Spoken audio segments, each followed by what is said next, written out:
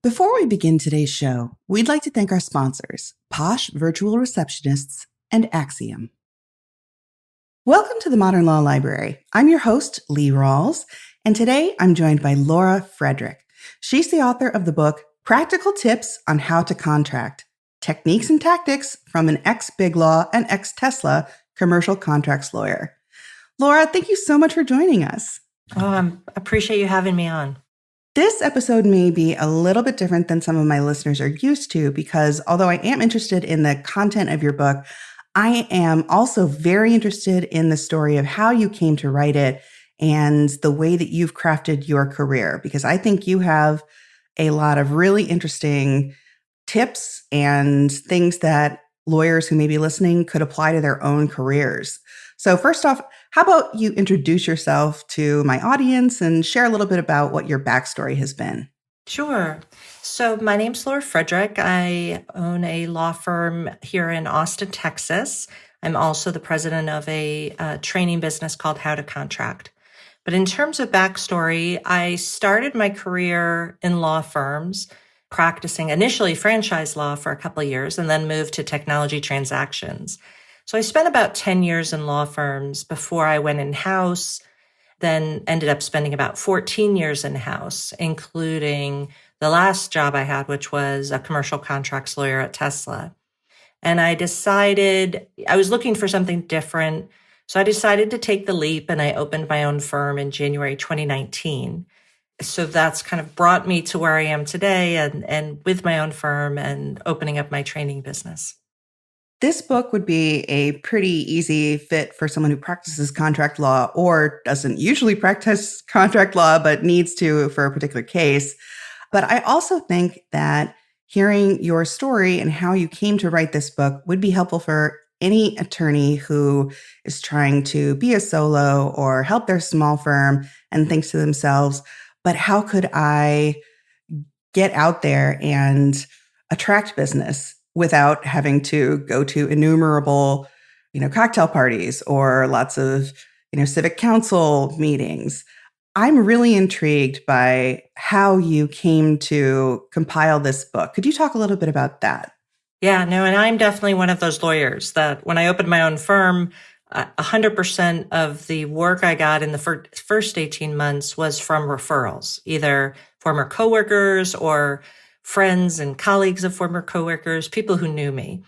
And I reached the point in the summer of 2020, which was kind of height of the pandemic, where I wanted to grow my firm, but I didn't really know anybody and I didn't really have a great way to socialize. I'd started getting more active on LinkedIn just because it was a great place to kind of chat with people all day when we were all so isolated.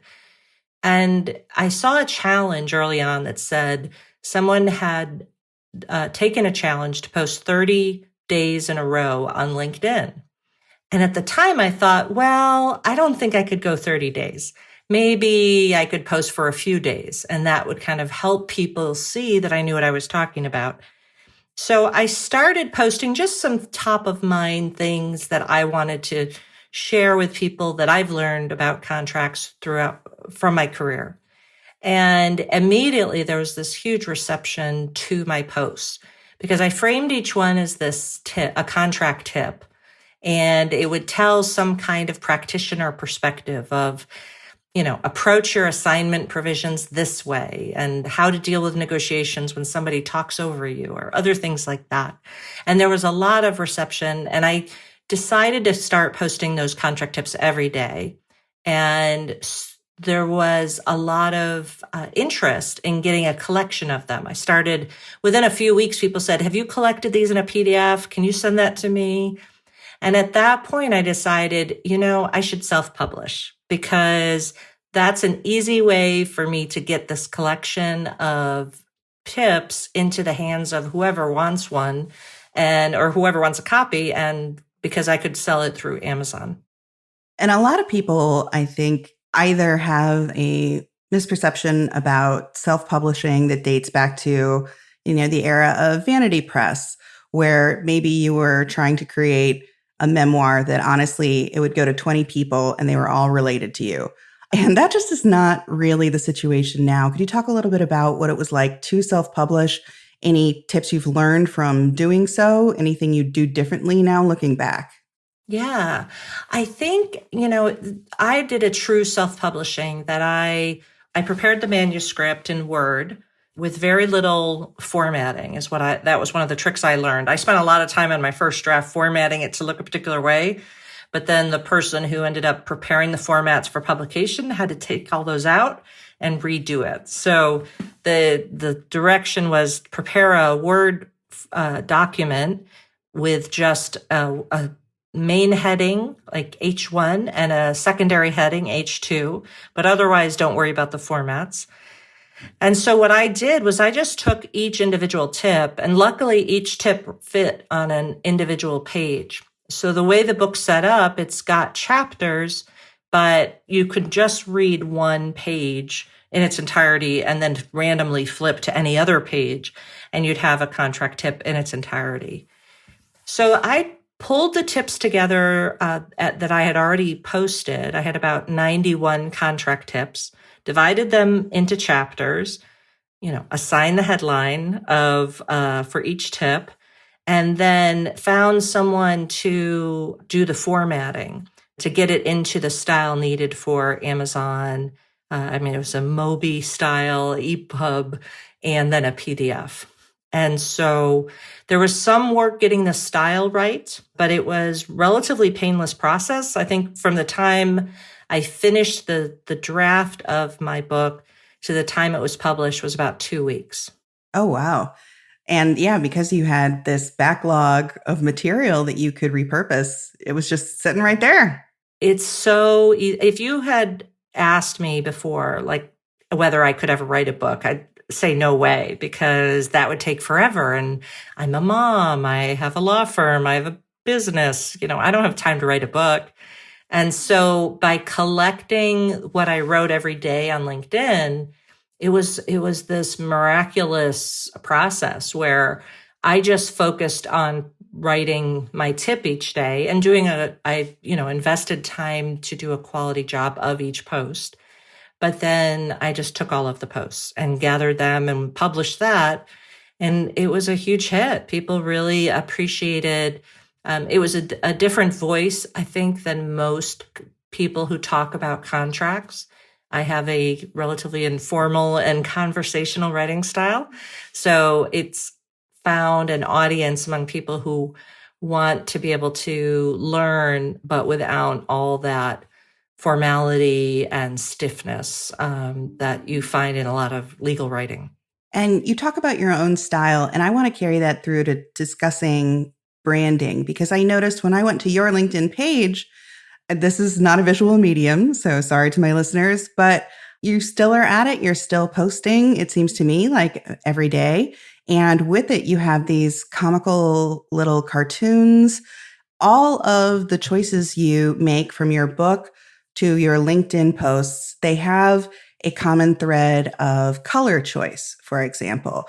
And you chose a really striking combination of black, neon green, and white to be your primary colors. And this is just something that I noticed as someone who read the book and then went to your LinkedIn page. But I'd love to hear from you. Those are the kinds of decisions that they certainly don't talk to you about in law school. So you had to find your way to these. Could you talk about that? Yeah, I'd worked over the years as a lawyer supporting people I knew who had small businesses or were starting up businesses, and people with expertise, serial entrepreneurs. And one of the things I learned from them was the idea of color as a branding tool, and was taught by them that it's really one of the most important things you can do is to identify a color and be consistent with the color. And the advice I got from one former business colleague was pick a football team's color scheme. And they've spent a lot of time identifying the best colors to use. So just adopt a team and pick that. And so I ended up going, I'm not a huge Jets fan, but I thought, okay, I like green and I like kind of silver and white or gray and white. And those were kind of the colors. So that's how we ended up there. But I learned to use it wherever you can, because the mind recognizes color before it recognizes the names. So by having a color on each of my posts every day with my cartoon, people stop scrolling because they can glimpse the green and they know that's going to be one of my posts. And let's talk about the cartoon. Do you hire someone to do those? Do you have that skill yourself? I actually developed it over the course of posting. So when I first started posting my contract tips, they didn't have a graphic associated with them. And then someone told me you really need graphics for LinkedIn to, spread and share it with a wider audience. So I started getting stock photos of piles of boxes or somebody sitting in a field or, random ones that you always see.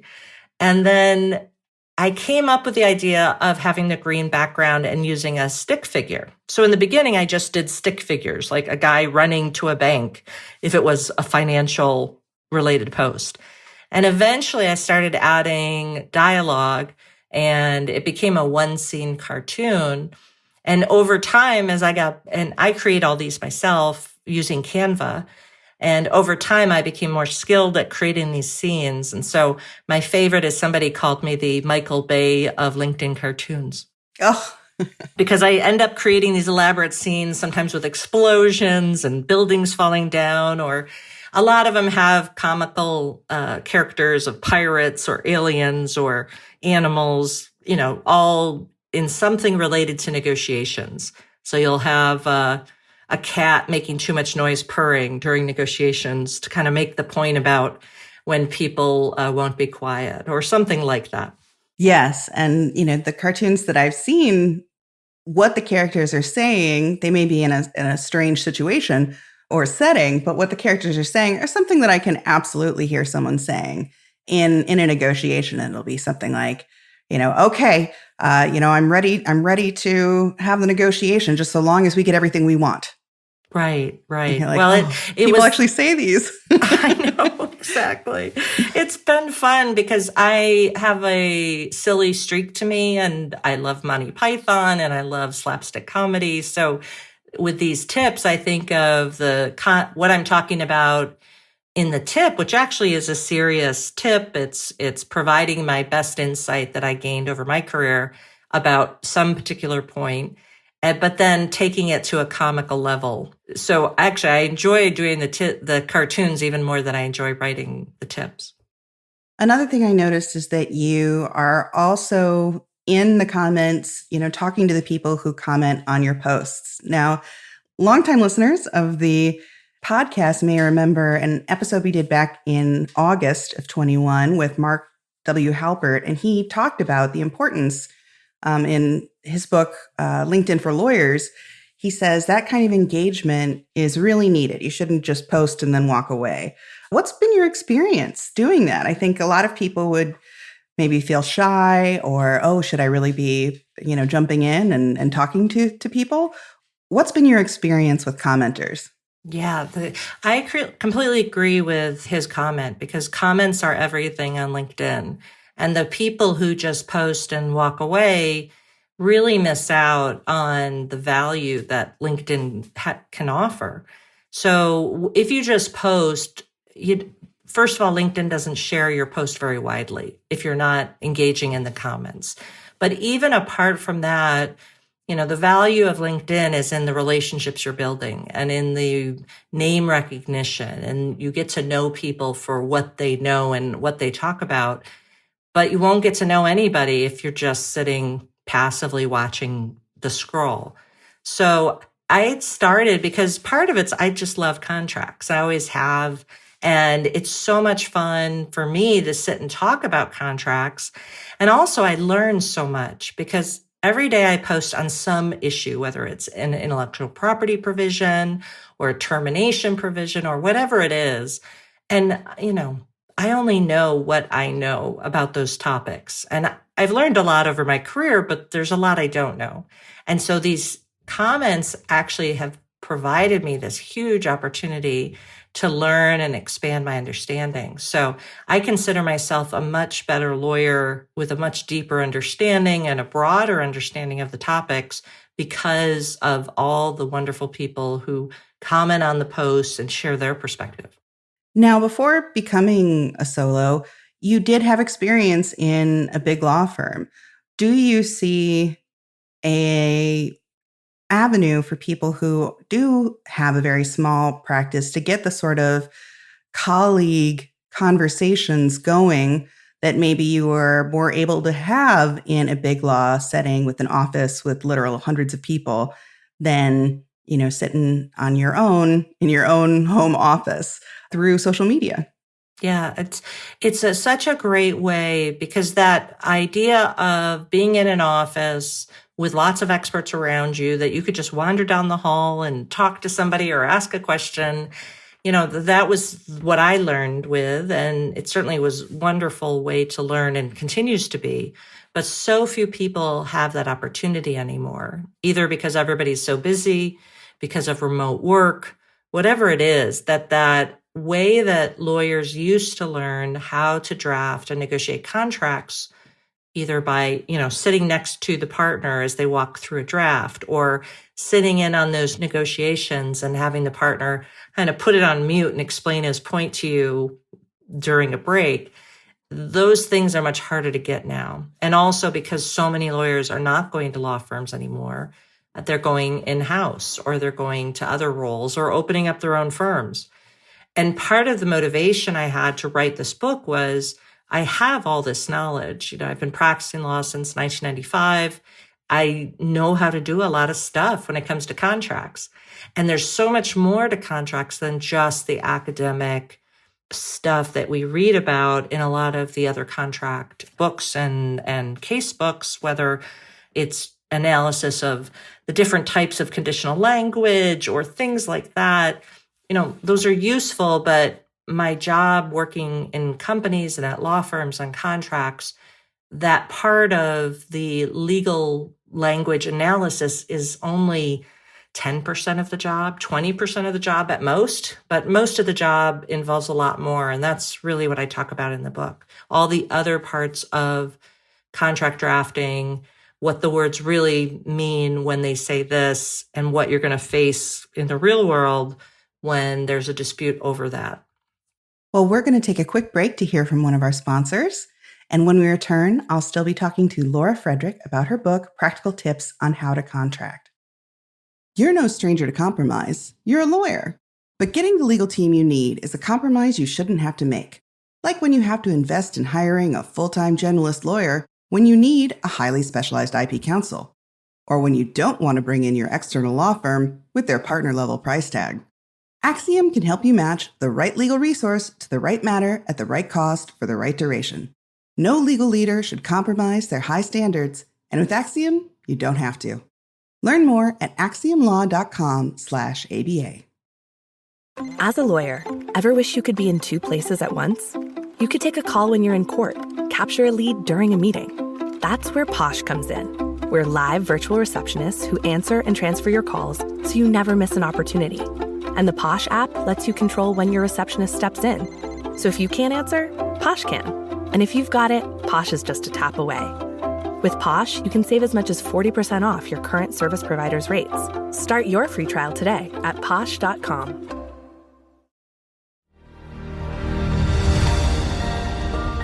In a world that's constantly changing, the law and how it's practiced must also evolve to keep up with those changes.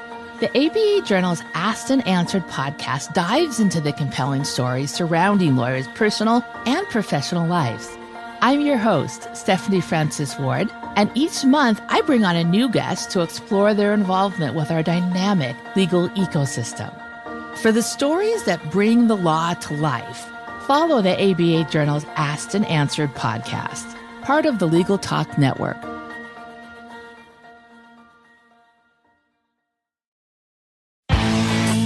The ABA Journal Legal Rebels podcast features the men and women in the legal profession who aren't satisfied with good enough. These are the people who are changing the way law is practiced and setting the standards that will define the profession in the future. Each episode, we share their story. To hear insights from those with an eye fixed towards tomorrow, follow the Legal Rebels podcast, part of the Legal Talk Network.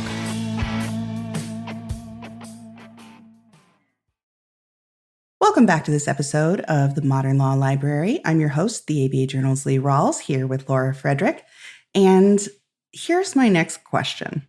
So I have heard what may be a legend or may be true, but it is about a famous musician group that put a small little kernel in one of their contracts of when we are backstage, we want a bowl of M&Ms and no brown M&Ms should be in that bowl. And they used it as sort of a red flag that if they came to a venue, saw that there were M&Ms, but there were brown M&Ms in there, that the contract hadn't been adhered to. First off, do you have any idea if this is a true story? And second, are there those kinds of little things that someone may not think to put in a contract, but you find real value in? Yes, it actually is a true story. We had a conference in January, and Ross Guberman, who's a national expert on contract writing or legal writing, talked about that specific case and said there was an NPR story about the case. So it's definitely was true. And I do find that all the time, that there are people put in language into contracts, small words, phrases, sentences that can have a huge impact on the liability, the operational risk, all the other things related to a contract. And that's a lot of the challenge for lawyers, is to understand all those individual words and why we pick this word over that word. So if you're a newer lawyer, you may learn from law school, well, they taught us to write a license grant this way. But what the practitioners with lots of years of experience will share is, yeah, but if you don't have this word, or if the other side included this, you may be much more limited in exercising your rights than you would if it wasn't there. And so those kernels, it's what I call the inside baseball rules of contract drafting, sort of the things that people who have been doing it for a while know, but newer people into the industry don't. That's a lot of what I wanted to capture in the book and continue to capture with my contract tips. This is reminding me of an old family story from one of my aunts who, when she watched her mother bake a pot roast, her mother always cut off the ends of the pot roast and cooked the rest of it. And so when she got her own house, did that as well. You cut off the end of the roast and then you put it in the oven. Her mother came over and was watching her do this and said, "Honey, why are you getting rid of the end of the roast?" And she said, "Well, you always did." And she said, "Well, that's because of the size of my pan. You don't have the same size pan. You don't need to cut off the end of the roast." And I do, having been able to see some of the contracts that we as a magazine sign with various vendors, there's a lot in some sort of stock contract language that you think to yourself, is there a real reason for that? Or did they write it that way because of the size of the pan? Do you see things like that in today's businesses that are often trying to rely on partial contracts that they may have downloaded from, say the internet, saying this is a stock lease contract? Definitely. And there's a lot of it out there. Although I don't admonish the people who have to download contracts or find them another way, because, it's the reality of our world that we don't ever draft contracts from scratch, and we always are pulling samples from somewhere. Hopefully you have a good place to find samples as opposed to just grabbing one off the internet. But even if that's what you have to do, the core is to make sure that the contract says what you need it to say. And I always encourage people to think ahead to the end. What if something goes wrong with this relationship, what do you want to point to in the contract to support your cause of why you were wronged and they should make you whole? And so whether it's payment or delivery or whatever service level you need, the fact that a contract came from the internet isn't the end of the world. It's more a problem if you don't have the contract match what you need it to say.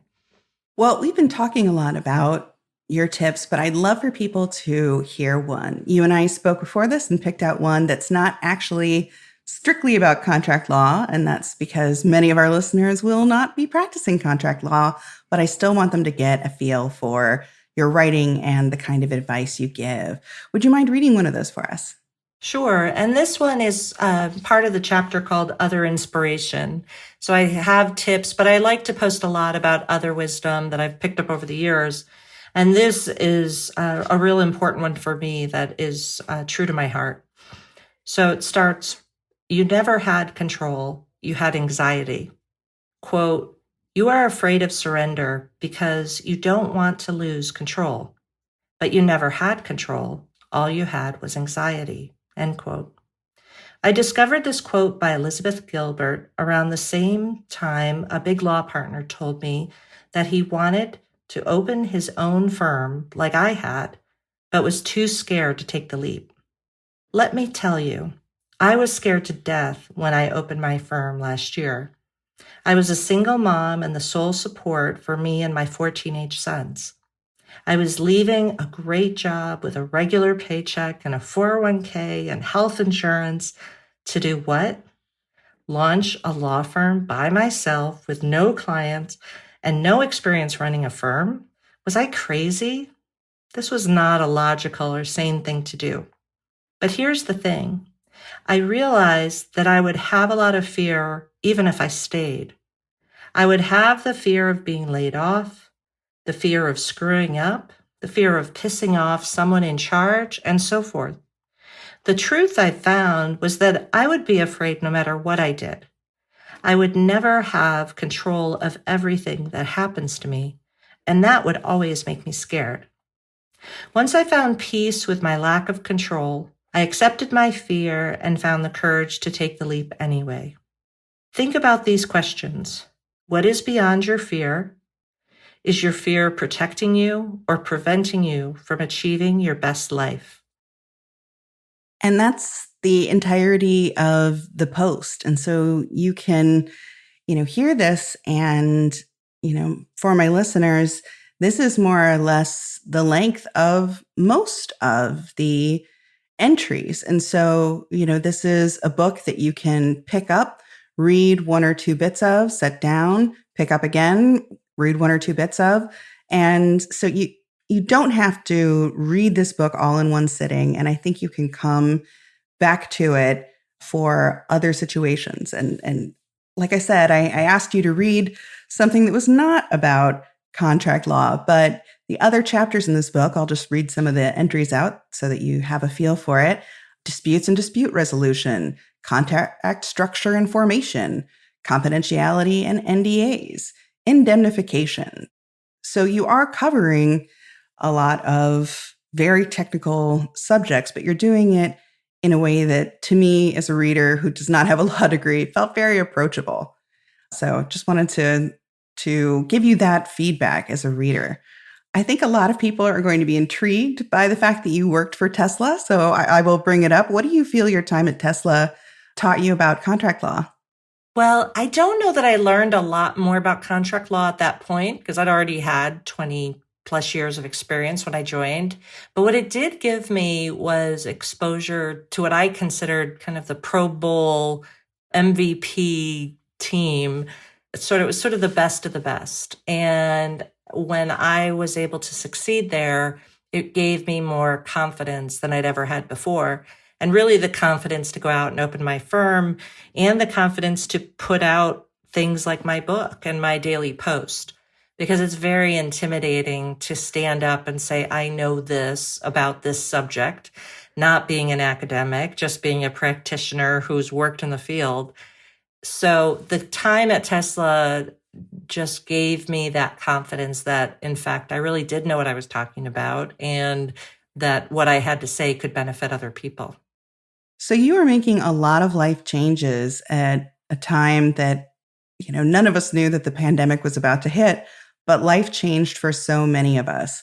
If you could go back and talk to the Laura of, say, 2019, is there anything in particular you'd say to her other than maybe stock up on toilet paper? There's something coming. Exactly. No, I think I feel very blessed that I found kind of this community on LinkedIn right in the first summer of the pandemic. There's a large group of us who are contract nerds and just love talking contracts. And And it's not even just contract people. There are insurance nerds that love talking about insurance, and I learn a ton from them. So all I would say is, that time on LinkedIn is not wasted time. It's an investment in your knowledge, an investment in your network. I hate the cocktail party networking events. I've never been able to do those, and I still dread them. But I love talking to my friends on LinkedIn. And we talk in the comments, they talk in my posts, I comment on their posts. We look for each other. I've had people, when I was late posting one day, somebody messaged me to make sure I was okay. Because it's such a regular, I post every morning. So I think it's to value that community and continue to focus on it. Yes, truly. Anytime we at the ABA Journal run a story or set of tips for introverts, it always gets so much traffic. And I think that a lot of people are intimidated by the idea of participating online, maybe because of the fear of, some sort of backlash. I think a lot of people have concerns about, the professional legal ethics in their area, what counts as advice, legal advice. Did you go through that same sort of worry before you started your posting? Definitely. And what I was so scared that someone was going to stand up and say I was wrong or, belittle me in front of everyone. And of course it happened. And I was, mortified by it. But one of the beautiful things about LinkedIn is you can block people. And I felt terrible with the idea that I would block someone. But somebody else mentioned that it was, that's my space that I'm talking on. It's my post. And that people come to talk with me in the comments to my post, and that I owe them an obligation not to let bullies and rude people kind of take over things. So I dealt with it that way. And then in terms of the legal ethics, I spent a lot of time thinking about it. But at the end of the day, what I'm sharing are how experienced lawyers work on contracts. And I'm not giving advice for a particular situation. I'm talking about general techniques and approaches. And if it's not okay to share those, our profession is in trouble. Because I think we've had that where many people didn't feel okay to share those kinds of things. They only shared case law, rulings or things in law review articles. And I think that is part of the reason we've gotten into this situation where we have a whole generation of lawyers who are out there working with contracts without having been mentored or had this kind of practical training and know where to find it. So I stepped in part to fill that void and help share what I've learned over the years with people who are new to contracts.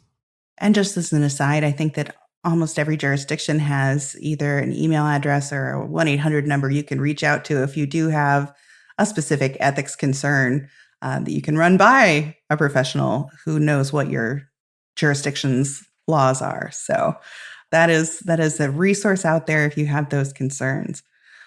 Well, I think that a lot of people are going to be intrigued by your story and may want to reach out to you or see some of the cartoons because those are not included in the book, maybe in part 2, if you end up collecting another book full of tips and information. So first of all, where can people find you? And second of all, do you have plans for a part 2? So first question, where can people find me? The place you'll find me every day is on LinkedIn. I'm at Laura Frederick, so you can find me there. And I still post every day. I've been doing it every day since August 3rd, 2020, and plan to continue to do it every day. In terms of the second book, yes, actually, I've got a targeted date for September of 2022 to come out with the next edition, and it will have all the cartoons for each post. I love that. All right. Well, Laura, thank you so much for joining us. And thank you to my listeners for joining us for this episode of the Modern Law Library. If you enjoyed this episode, please rate, review, and subscribe in your favorite podcast listening service.